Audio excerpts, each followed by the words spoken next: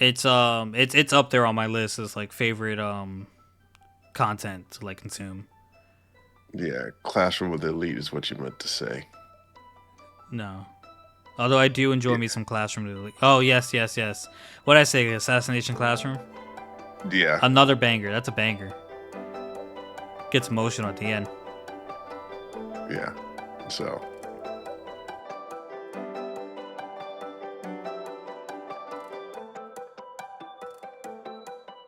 Ladies and gentlemen, welcome back to Herbal Synergy the Shop. I'm your host Synergy. With me, my co-host as always, Herbie.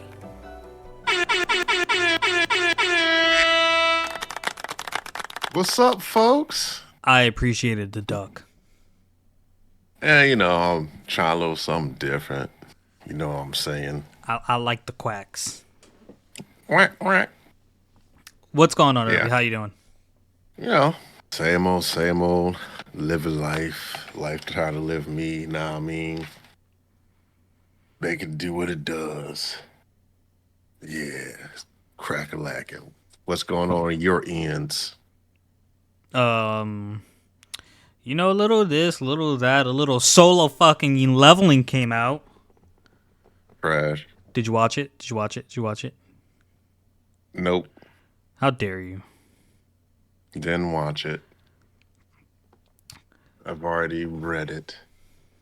I've read it, listened to it, and I watched it.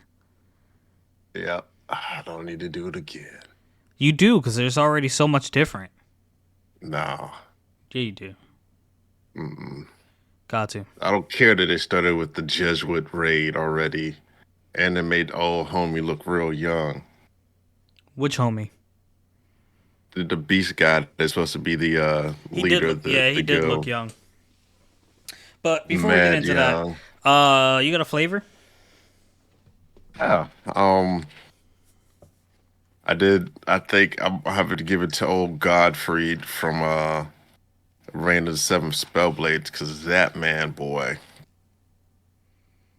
his shock treatment of himself. I'm like, you're going above and beyond. He did, bro. I I was like, I got to give it to you. He just, I don't really want to lose this thought because I might forget to ask later. But don't you think her change was a little drastic? uh, I don't know. It depends because that might be like her first time murdering. So she, that changes folks. Yeah. I also feel like we're gonna get to the. We're probably gonna get a cliche. Like she's gonna be saved by the guy. Like he noticed him and her childhood friend keep trying to find her as well. Like even though I think What's coming? let's we'll get into that later. We're Yeah, trying to spark up the conversation. It's not time to talk about that yet. show ain't. All right. Do I have a flavor this week? I don't know. It's. I mean, I could do the typical thing. It's like, yo, solo leveling coming out, duh. But I don't know if I got a flavor this week. I enjoy. Actually, no. I could say it came out of like Academy's Greatest Swordsman or something like that. Where like he finally got his new sword, and like he just ripped through all the enemies in one stroke. I just read so many good things between like now and the next recording session that like it's hard to keep track of them all. You know what I mean? No. And then it's just like I try to when something like really, really, really, really, really. Oh, I do have a flavor this week. I do. I do. I do. I do. I do. I do. Eminence in Shadow, the way it ended. So like you know how isekais like you know how generally in this isekai you get like you die you get transported into another world, right? Mm-hmm. Well, in this isekai, I can't remember if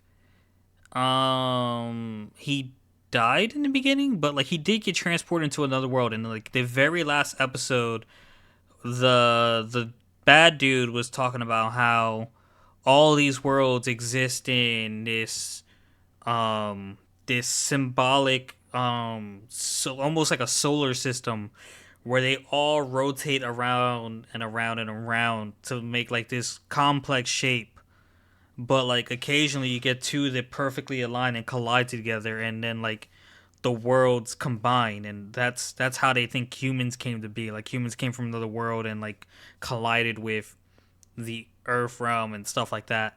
So all that explanation to say to like it was really just like I was wondering why they were info dumping. And then at the very end of the episode, my man ended up back in his hometown. But obviously with all his freaking powers, because like the protagonist in Eminence of Shadows OP as fuck. Like he doesn't struggle at all in any of the fights. So like I was just like, oh shit. And then I was just like, ah, oh, fuck, season's over. Happens to the best of us, Pilgrim.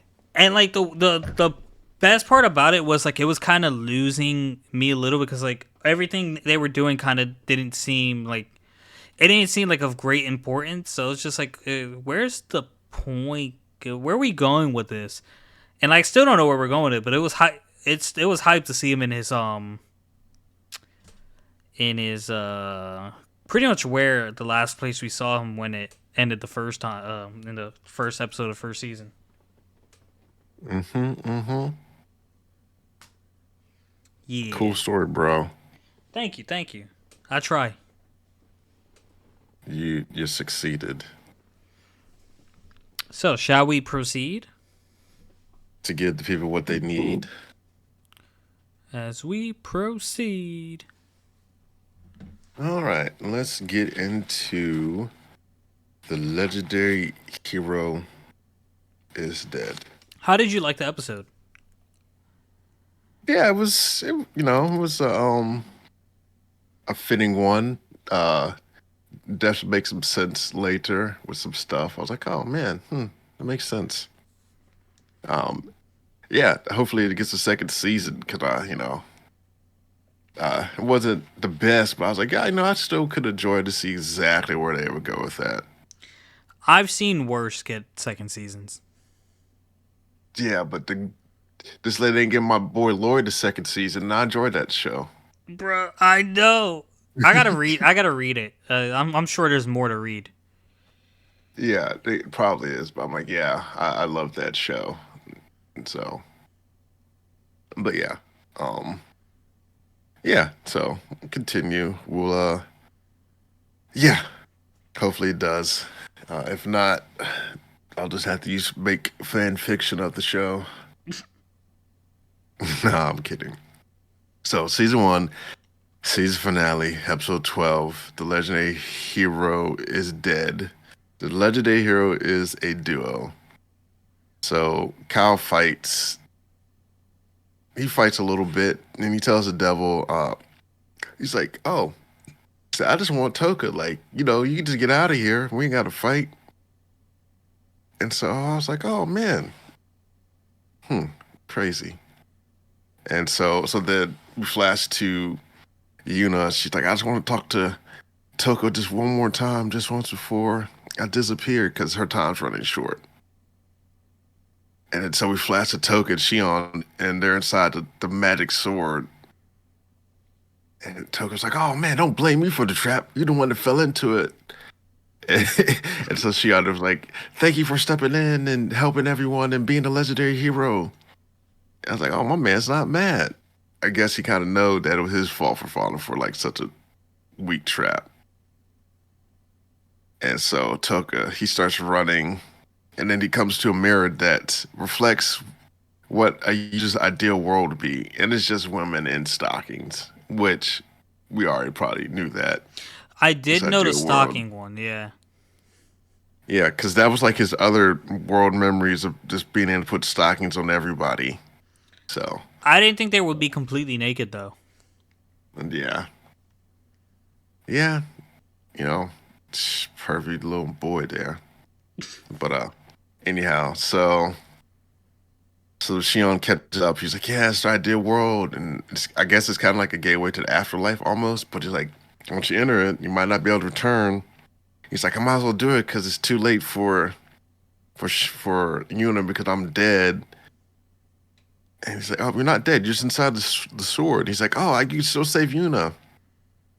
Yeah, Shion tells us it's not too late, and he says there's three parts of the human body, mind, soul, and like life force. He's like, your life force wasn't lost because you were in my body, and the life force of that was already lost. So you can go back to help. And he decides to go back to help. And this part was kind of funny here. Yuna's like, she says, I'll do anything to get him to wake up. And it's like, I'll make a deal with you, God. And then she's like, Tucker does the door. She's like, would you lay bare and let Tucker stroke your thighs? And she's like, yes.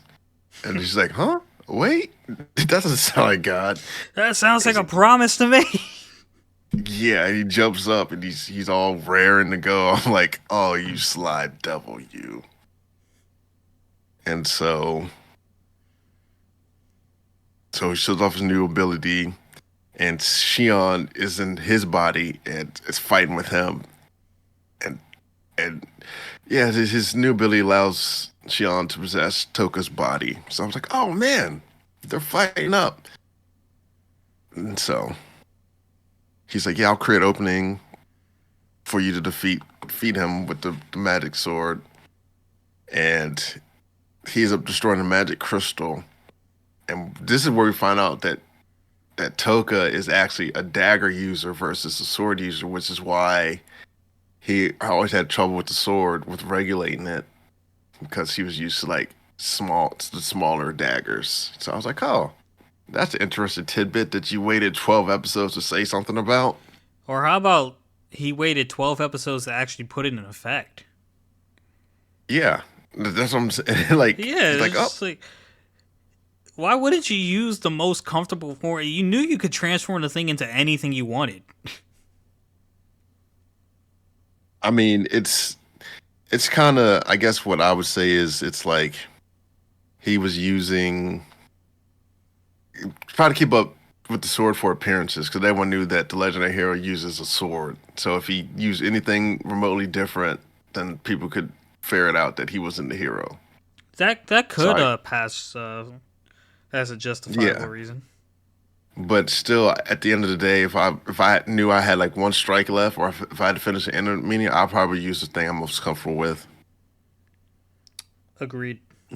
Yeah, so yeah, so he gets it. He destroys a magic crystal, and he what's it? Diego releases his body from the body that just got destroyed, and he shows up in the forest, and he's like, "Oh yeah, it was a good thing I released it." He's like, "Yeah, I can still do this." And the little devil showed up, and they're like, "This is for the queen," and he kills.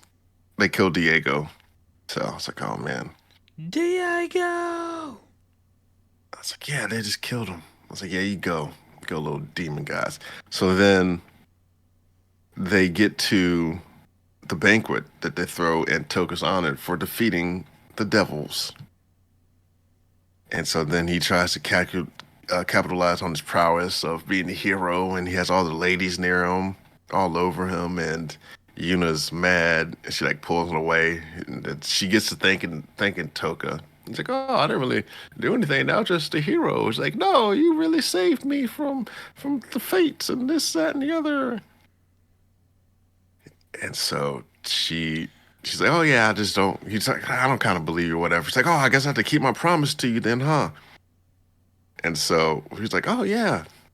And then he proceeds to be in his room, and he's thinking about Yuna showing up, and she shows up, and this is another funny part. She's in a swimsuit, and he's like, "What? Are we going swimming or something?" which which was funny in itself. And she's like, "Oh, take it off if you don't like it." I was like, "Whoa, okay." And then so my boy Toka, he throws out the sword because he's like, "Oh yeah, uh, Shion can see through the legendary sword. So get out. He's like, get out of here, pervert. I'm like, you the pervert. I don't know if I would have mentioned that part in front of her. Yeah, she might be like, why are you throwing out the sword? And you just have to tell him. But yeah, it was. Yeah, she's like, oh my god, you saw me like this, and she proceeds to just run out, which was funny too. And Shoko's, I didn't mean to. Yeah, he's like, I didn't know I was a pervert. He was observing, which to his to be on his side though. Like he don't really got a choice. Like he's in the sword. Like he's in the room. Like unless he just shuts his eyes. Yeah, he doesn't have much to look at. So yeah, so then she flees. She hits a bath and she discovers that she's actually in love with Toko, which is why she was kind of mad. And she made this discovery because Marguerite was talking to her about it, and they become rivals. And little old Henri was like, "Oh, I want to be a rival too." So that happens, and so then Shion tells Toka. Toka's like, "I want to go defeat all the devils at the gates of hell," and Shion's like, "You're not gonna make it there. You're not strong enough. You're gonna have to train with the sage. You need to increase your mono level powers." And he tasks Kyle and Dorothy to escort him to the sage. So hopefully they'll be here in a little bit and get a new show, new season. I mean, and I'm happy for it. And you know what? It might happen off screen. It might happen between the season, but it looks like my girl Yuna was willing to give it up. I'm not too sure, I don't but listen. Being willing to let the homie strip you and put stockings on you is just a step away from let's just do this. I don't know. Let's see. We shall see. But yeah, it'd be nice to see it get renewed.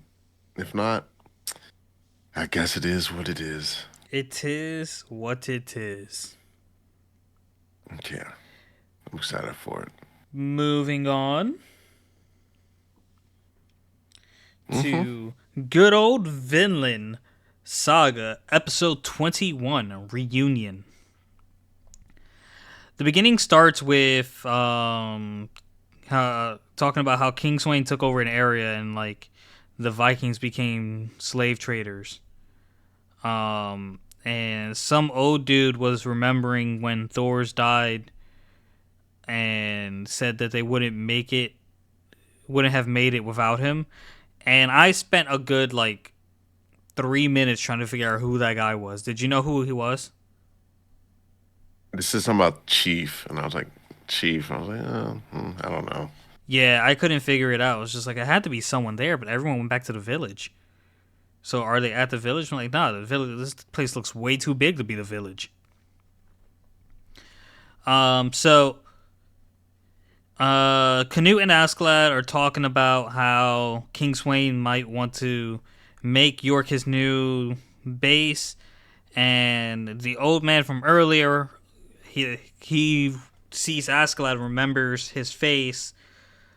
Askeladd's still talking to Canute, and he suspects that King Swain is going to like try to separate Canute and Thorkel to like minimize his power. So Askeladd tells Canute that he's gonna die here, and like an arrow gets fired and hits him in the hits Prince Canute. So it looks like Askeladd set up for Prince Canute to get shot, but it knowing Askeladd, it was kind of like easy to tell like this seems more like a ploy. But unfortunately, no one told Thorfinn the plan, so Thorfinn very quickly hunted the dude down and killed him. Um, once Thorfinn took care of the guy who shot Prince Canute, this weird looking guy was accusing Thorfinn of being his partner and just trying to get himself out of trouble, and he did it to the point where Thorfinn just punched him in the face and knocked him out. So then everyone else became suspicious of him. And then this is where we found out that word has spread about Thorfinn winning his duel against Thorkel. So it's like, he carries two short blades and blah blah blah. That's Thorfinn, the Kusasabada or something. That was his last name. I don't even Thorfinn didn't seem like he recognized the last name, but I guess it could be his last name. I think he probably didn't even know his last name So that's because my he had no reason. He didn't.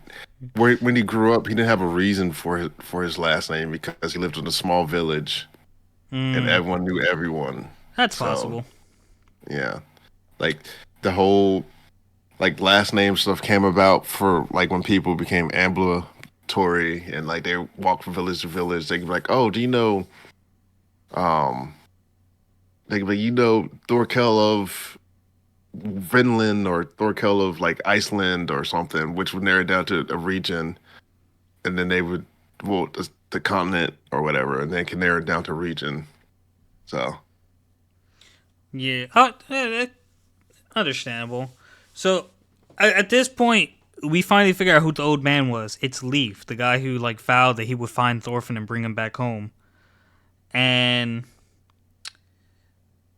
the the person who actually got shot, surprise, surprise, was a woman slave and not Prince Canute. And at this point, we know that no one told Thorfinn about the plan because he just murdered. Or maybe he did know about the plan and followed along and knew he had to kill that guy. But my man Thorfinn just looked very moody this episode. Like he just looked like he woke up and someone pissed in his Cheerios.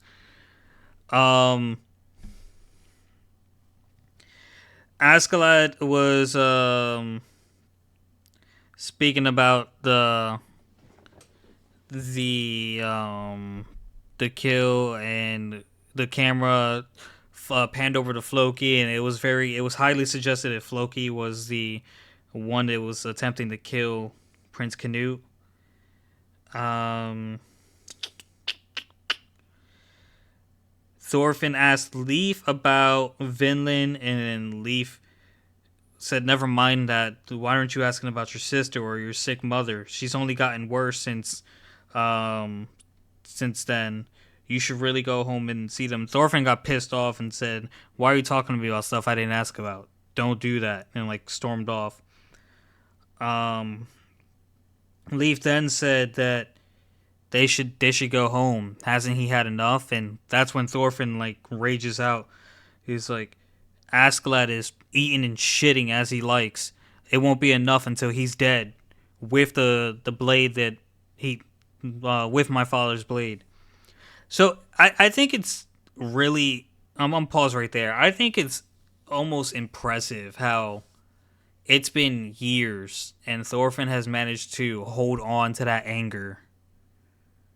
It almost looks like it's gotten.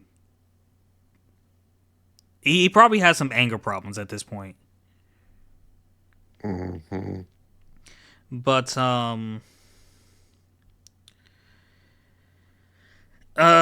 so yeah, he replied by saying it's not going to be enough until Askeladd is dead. Leaf then like sees Thorfinn under a new lens. Like he realized he's not the happy-go-lucky kid anymore. Bjorn Askeladd went to see Bjorn, and my man was looking rough.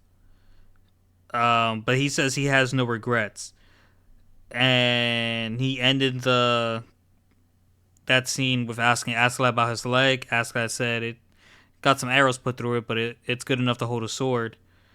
And Bjorn heavily implied that he wants Askeladd to be the one that puts an end to him.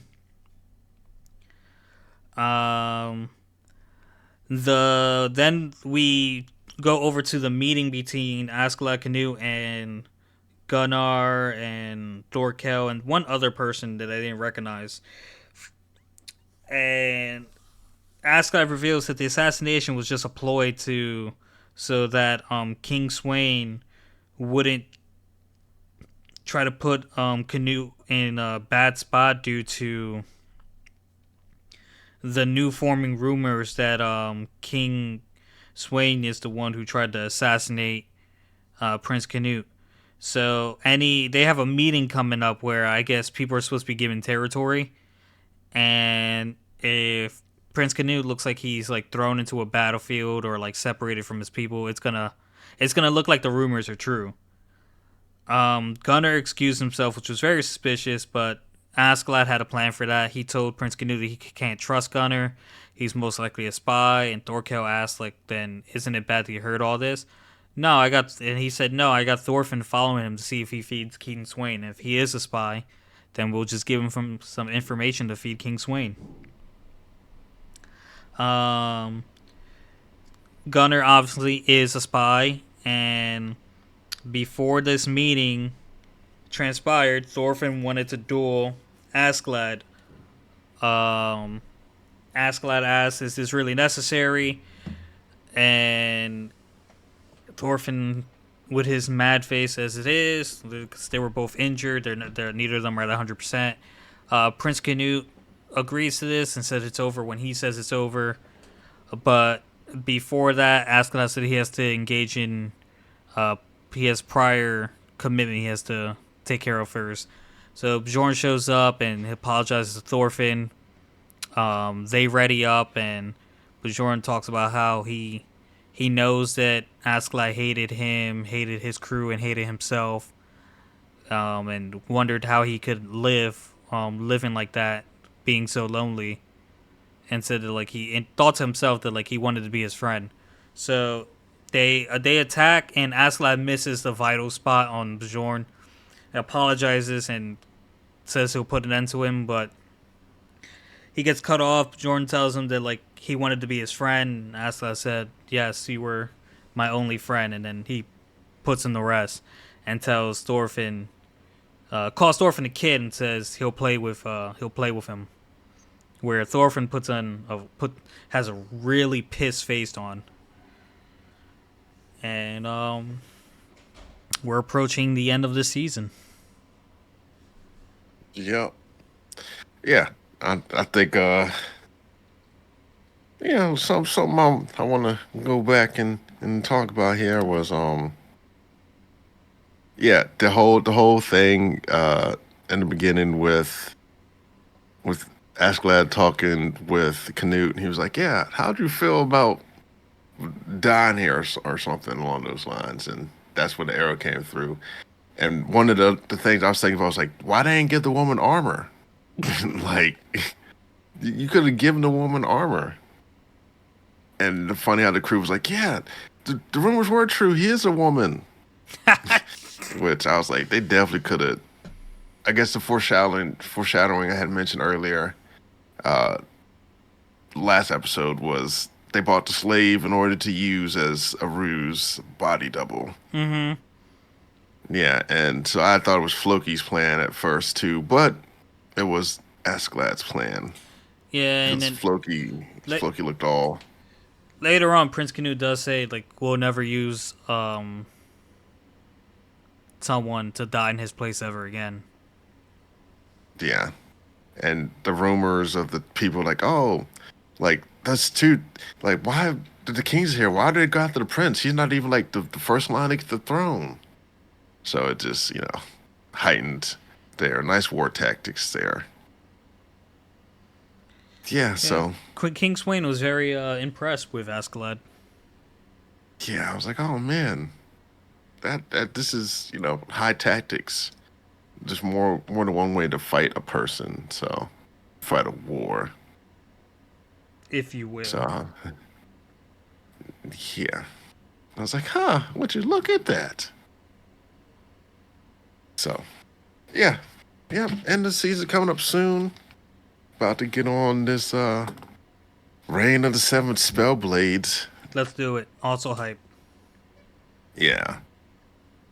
Reign of the Seven Spellblades, Season 1, Episode 14, Salvadori. So Leia Salvadori is talking with Carlos about ways to connect with people.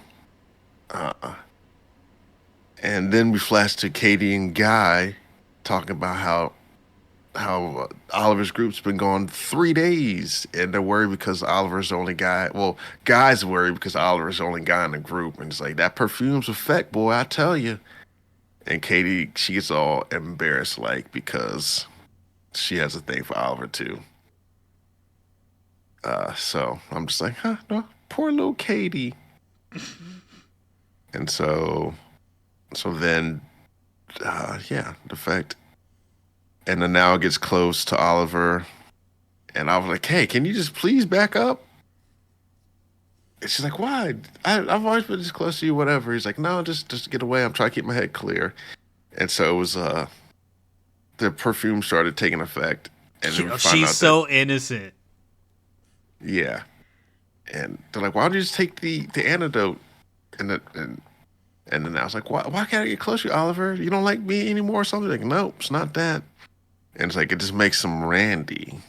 And I'm like, she's like, Randy, what does that mean? I'm like, yeah, too innocent. But that's okay. You're a little kid. You shouldn't know anything about that yet. Uh, so, so then they're about to cross the lake, and Milligan's like, oh, I should give you another lesson here. And they do ninja art, Jesus Christ walk.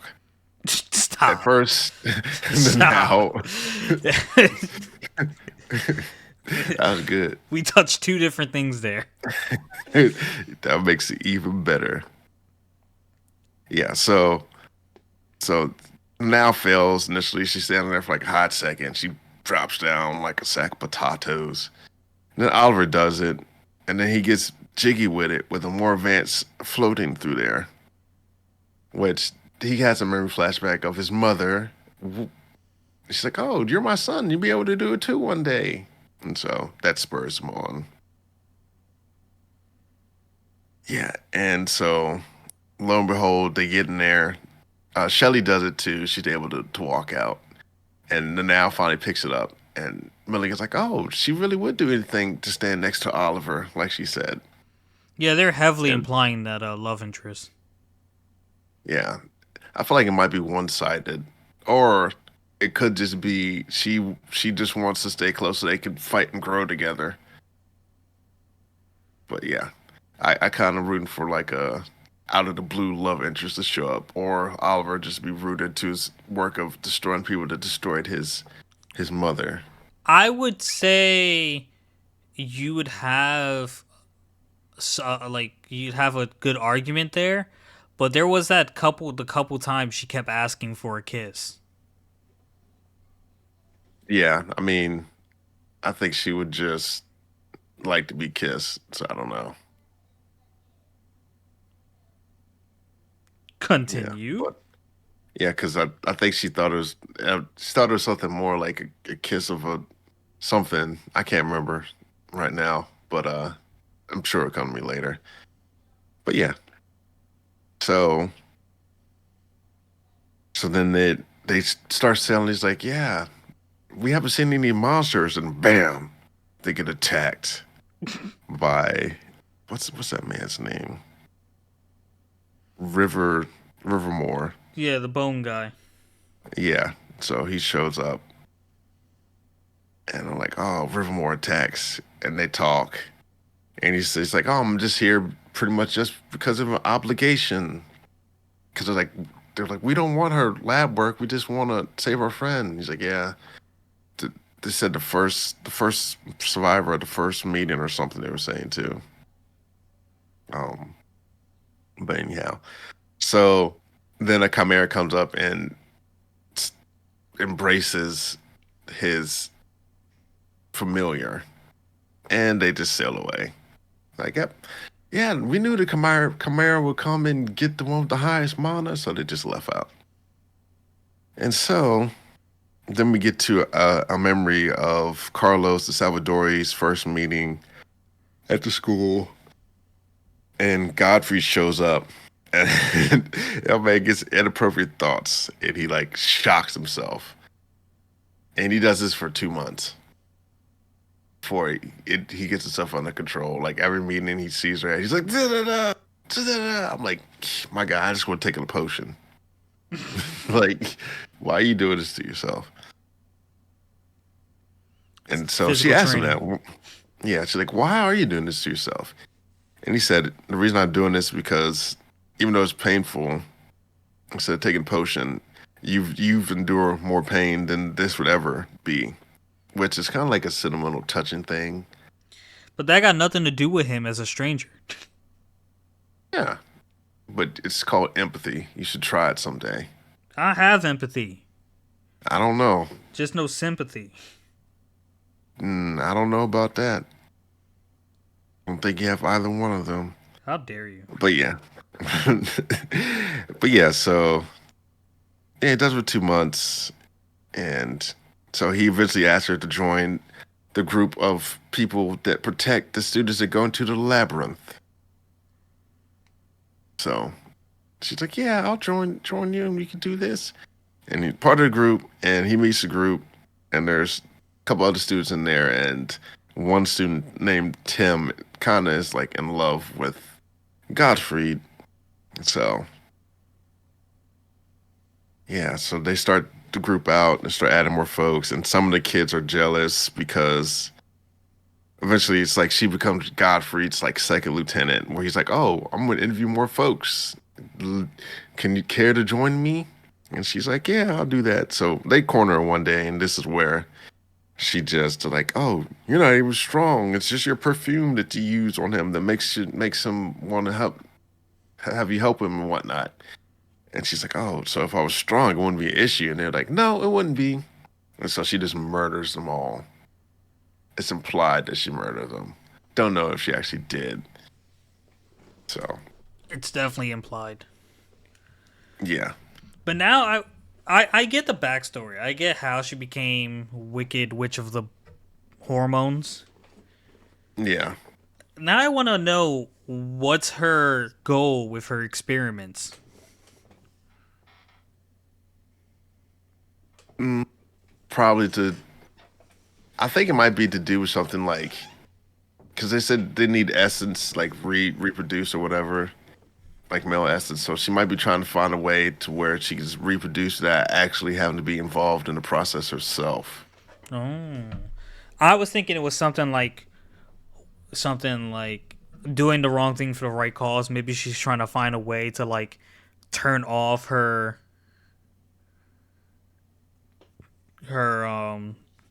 the pheromones she's putting out, the scent, the aroma. Yeah, probably. Who I have knows? no idea. Yeah, so it might be something, or she trying to do something. But yeah, she killed them all to show her strength, and then she's confronted by Tim, and he's like, "You stink lately for some reason." It's like you just start cracking up your pheromones or whatever. And he said something. He's like, "Yeah, you're just trying to dissuade me from Godfrey to make me fall for you, or whatever." It's like, yeah, talks about his feelings, and she proceeds to clap him up because they get into a fight because he takes a swing at her. It's like, ooh, yeah, that's bad, buddy. He got clapped up, and he's crying over. He's crying over. Godfrey's crying over him, and she's crying too. And she just like leaves. She's like, "I'm sorry." And then we flash back to the present. My boy Pete is making his escape attempt, and he gets out after he after they blow up the gate. He gets out to feed a little praying mantis. Runs out to the thing, and he does his release the beacon. So hopefully the cavalry come in, but I feel like they might be too far away. Yeah, they might be. It was a little anticlimactic though. It was just like my man met no struggle after using all those. It was just smooth. Didn't she just leave? She just left. She couldn't have gone that far. She left a while ago. As soon as she got up, dude was like, "Oh, I don't censor. Use it now."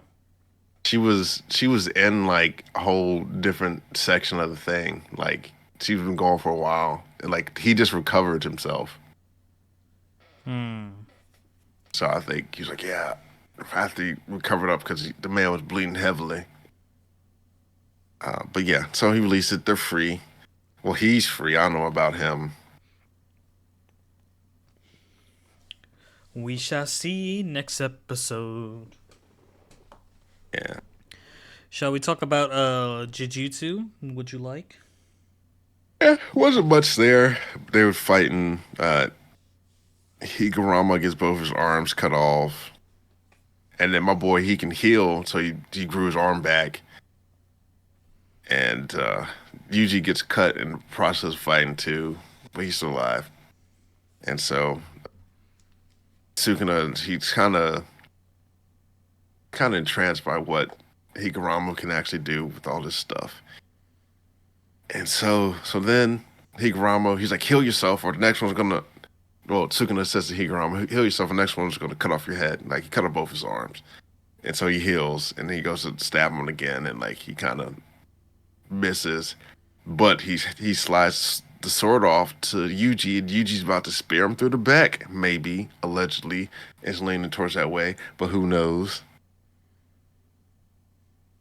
Who knows where the So yeah, wind will blow? cold wind blows. Oh, oh. Yeah, that's enough. My bad. But are you ready to talk about Solo, Irby? Yeah, dog, you go ahead and talk about it. Let's talk about Solo, Irby. Guys. As you all know, me huge, as you all might know, huge Solo loving fan. I've consumed every form of this content that I can possibly consume. Shy of actually reading the novel myself. I listen to it. I'm not a good reader. But the most when I find a series I enjoy, what I like to do is usually see how the manga differentiates from the anime. Now, this is a rare setting because I've also know the light novel, and the light novel is different from the manga at certain points, and the anime is different from the manga, which means it's also different from the light novel at certain points. So, let's get going with Solo Leveling Episode 1. We start off on Jeju Island, something that, fun fact, isn't in the book or the manga. Start off on Jeju Island. It might be the third attempt, I think. And for the first time, we meet one of the S-rank hunters that's already dead by the time that the show is. He's dead before we know S-rank hunters are an actual thing. So they're fighting the ants. The hunters are getting surrounded, and then the S rank show up. Our favorite Nihon Beck, Beast guy. He's with the one S rank. It looks like a lightning user. That's dead. Chonin shows up, and he's taking care of ants. And then we get our boy Sunjin Woo and his intro with the coffee scene. Right off the bat, the dialogue is different. I can understand the scenes we're getting here and there, the different scenes, try to fill in some time slots. Maybe they want to end an episode a specific way. And like they did, they ended it where I thought they were gonna end it. So they needed some scenes to like fill in the blanks. But why change the dialogue? Is what I'm not understanding. Do you got an answer for me, Irby? Nah, dog, A no answer. a theory. Mm, Probably artistic vision. I guess maybe it's the. I hope they don't go too crazy, just because like the author is not alive anymore, and there's really not too many people stopping them from changing too much. But whatever. So Sung Jin Woo enters the fray. Well, actually, if I'm gonna review this, let's go from the beginning. A couple of hunters are talking. One's name's Puck. The other one I don't remember. I think his name is Kim. Kim and Puck are talking, and Kim is like, "Puck, it's been a while." And Puck's like, "Yeah, my wife's pregnant, so I kind of need this job." And Kim's like, "Nothing like a raid to earn some easy money." And Puck was talking about how he was nervous, but then they saw Sung, and everyone's greeting him, and Puck's like, who's this guy? Is he a big deal? It's like, oh, that's right. He started right after you left, so you don't know him. He's like, is he super powerful? No, he's the weakest hunter in all mankind. It's like the weakest? Yep, he gets hurt in E-rank dungeons. So Puck starts laughing and it's like, let's not be too loud. He might hear us. Well, no, he heard everything. Um in intro to Juhi shows up and of course he's hurt again, so she's like, you're always hurt. Why do you do this? And what's the dude's name that takes control of the raid leader? I Herbie. have no idea. That's fine. So raid leader, he goes ahead and because he's a C rank and like the highest rank there, and everyone knows how strong he is, and it says that like the only reason he's not in a high guild is because of his an elite guild is because of his age, but he could have competed up there. He takes leadership of this raid, and everyone enters. Sung enters with a determined look in his eyes. Today, he's gonna give it his all, or something like that. I know the line was different. So, at this point, we get to meet Gung Hui Ko early.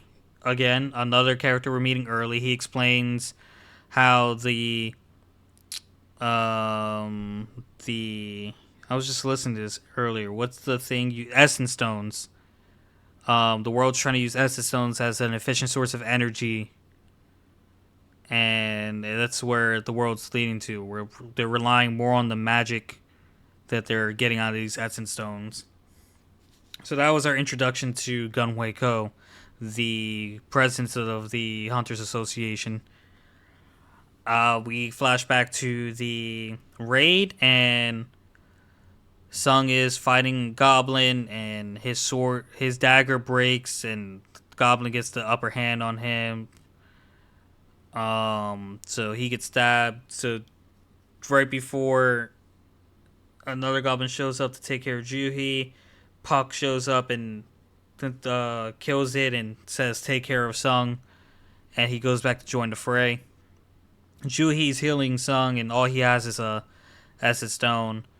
They think they defeat the boss, but they could tell the raid wasn't closing, the dungeon wasn't closing, so they go walking and they find a door, and while this is going down, another thing that doesn't happen in the manga or the light novel, we see Jinho and we see the high school girl getting their ranks evaluated, and watching a introduction video from President Gung Hui Ko about how dangerous it is to be in dungeons and how they should be afraid. We go back over to the guys, and they take a vote on whether they should raid the double dungeon, because the double dungeon is rare, and standard protocols are reported to the association and possibly get some backup. But they didn't get a lot of loot from the monsters before, and they wanted more money, so they took a vote. Half them voted no, half them voted yes, and then it was just left to Sung, who is taking care of his sick mother, and his sister is going to college soon, so he needs the money. So he votes yes. they all go in, and it's just a big room with giant statues and an even bigger statue that in the manga and I believe in the light novel get compared to the Statue of Liberty. And the raid leader comes across a statue, like a angel of death statue holding up a stone tablet with commandments in ancient language that he surprisingly can understand. So he starts reading it off, and it's like the three commandments or whatever. Thou shalt worship God, but it was said different way, and thou shalt praise God, and thou shalt prove thy faith. So once he said all three of the commandments, the door shut, and it freaked one of the guys out. And the guy said, "Screw this! You guys can have whatever the rewards out. I'm out of here." As soon as he went to the door, um, one of the statues killed him in one hit, sliced his head and upper torso clean off. And what I forgot to mention is right before that, Juhi said she saw the Statue of Liberty size statue looking at them, but Sung said it was in her head.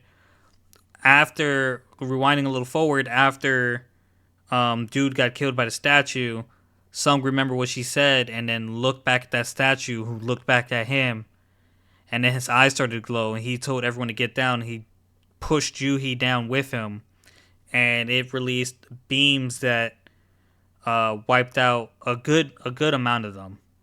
And then that was the end of the first episode, with Sun saying they're all gonna die. Um, so I enjoyed the episode. It's like some of the things obviously I didn't think were necessary. Like some of the things were kind of cool. Like, oh, it's Jinho and the high school girl, which the high school girl is not really important. She's kind of important to this one raid later, but it was cool to see her. President Go was completely unnecessary, and although it was nice to kind of know what I guess the S rank hunter that's dead can do, also completely unnecessary. But I guess they were trying to fill in the time slot. The I feel like the like the lines, even if like Japanese and Korean don't translate very well together,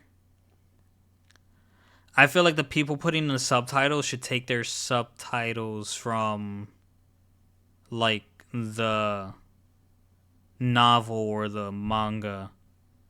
Like I would understand why you wouldn't do it. I guess I'm hoping for like I guess I kind of wish there was a Korean version of this. Like I'd watch the Korean version with subtitles just so I can see if the dialogue matches things. I like the dialogue. It kind of like bugs me a little when the dialogue's different. You know what I Hmm. mean? So that Yeah, that that that's that on the dialogue, I guess. That's how I felt about that.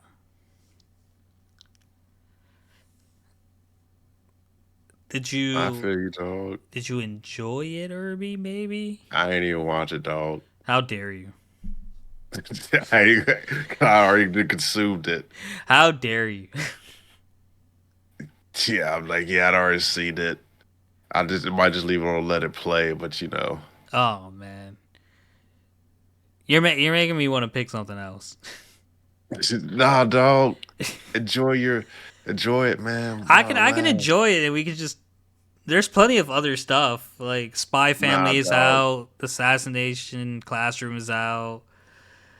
Nah, that Um, show ended. They killed the man. nah, stop. They did. They killed him. Um, I don't know. I was just really I'm Let's really talk about excited Clash about it over because there. like it's up there on my list as like favorite content to like consume. Yeah, Classroom with the Elite is what you meant to say. No. Although I do enjoy Yeah, me some Classroom. Oh yes, yes, yes. What did I say? Assassination Classroom. yeah, Another banger. That's a banger. Gets emotional at the end. yeah. So, so yeah, no, yeah. I just I started doing it. And started. I was like, man, this ain't shit of what it was. I was like, "Pfft, I'm out. Yeah, It's terrible. it's annoying, bro. It really is annoying. But like, so far, it's not Boruto annoying. It's only one episode. Yeah, it's only one episode, and like, there shouldn't be much more reason to throw in scenes like that in the second episode. So I really have to see what the second episode entails to Yeah, see what direction they're heading with. Because if it's just gonna be constant like random scenes in there that aren't in there, it's like you don't need that. Like, especially if you're gonna just condense yourself to 12 episodes this season. Like, yeah. just you don't have to make what how do I want to say this? So like, I much rather you just make the episode shorter. Hmm. You know what I mean? It didn't have an intro, like it didn't have an opening song. I don't think I just jumped straight into it. it just went straight into it. Like so, like I and that's why I feel like if my story ever becomes a anime, like, and I have control, like I much rather the episode be shorter than throw in some random nonsense that doesn't belong in there. Like I'm okay with like comedic effect stuff, like but like just like stuff that like don't need like you meet stuff like Jinho. It's not important to people who haven't consumed this right now. It's a good Easter egg. It's a nice Easter egg, but it's not important to people don't know who President Gunhui Ko is. People don't know how strong Yuho Beck is. People don't know who Jinho and the high school girl is. So like it's not you're putting in stuff that's not important to the story right now because it hasn't been built up yet. Yeah, And that's what bothers me about it. I much rather if that all that stuff combined took up 3 to 5 minutes, make the episode 3 to 5 minutes shorter. Or like you don't or just add a little more of the canon content in there. It's like, there's plenty of stuff going on in that current double dungeon where it's gonna be a cliffhanger. Trust me, you could have just scratched all that and continued on, and you would have had something sufficient. yeah. But that's all I got. Do you got anything else, Herbie? Nope, I got nothing. All right, guys. Well, that's gonna do it for this episode. Thank you so much for listening. Hope you enjoyed. Hope all you solo fans out there are satisfied with what's coming out and what's gonna keep coming out. And we'll catch you next time. Peace. Peace.